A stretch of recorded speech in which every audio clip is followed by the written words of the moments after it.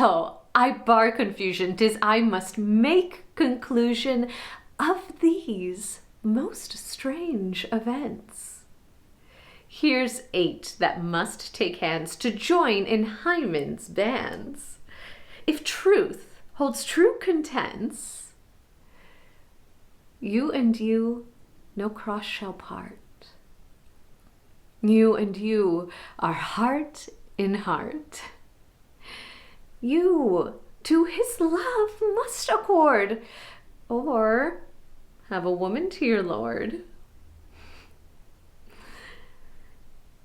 You and you are sure together as the winter to foul weather. That reason wonder may diminish how thus we met, and these things finish. Peace ho, I bar confusion, 'tis I must make conclusion of these most strange events. Here's 8 that must take hands to join in Hymen's bands. If truth holds true contents, you and you are sure together as the winter to foul weather. You to his love must accord, or have a woman to your lord. You and you are heart in heart. You and you no cross shall part. That reason wonder may diminish how thus we met, and these things finish.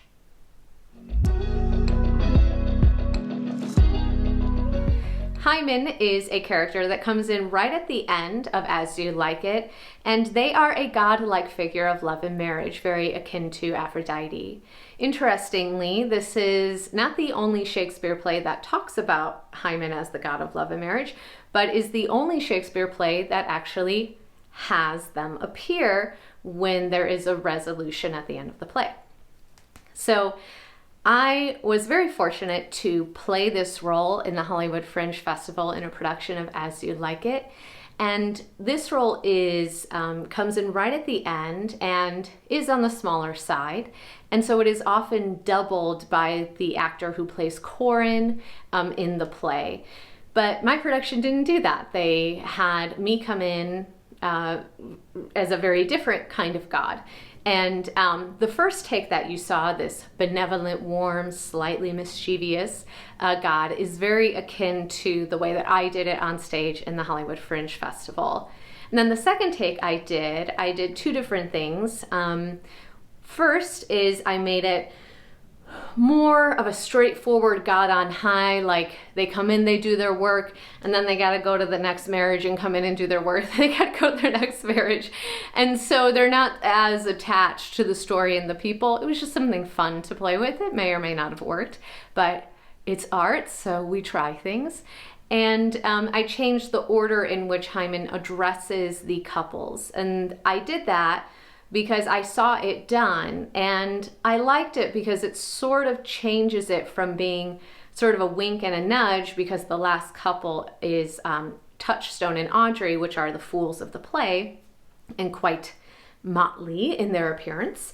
They, they're, the thing that God says to them is, you and you are sure together as the winter to foul weather, which, if you wrote that in somebody's card at a wedding, they'd probably be like, what?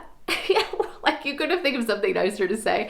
So it sort of makes it a joke, and it's at the end of addressing all the 4 different couples, because that's what Hymen is doing, addressing all the 4 different couples. So I liked, if I'm going to be this more on high god that isn't as bought into what's going on, it's just like another day at the office, which is totally valid. You can play it that way. I changed the order so that it didn't end on that cute joke, but it ended with addressing our leads, Orlando and Rosalind, with the really sweet no cross shall part. So super fun. You can do that kind of stuff with Shakespeare, adapt it, move things around, try different settings and points of view, and just see what happens. This is how we learn and grow. So I hope you enjoyed, and please come back for the next. Bye.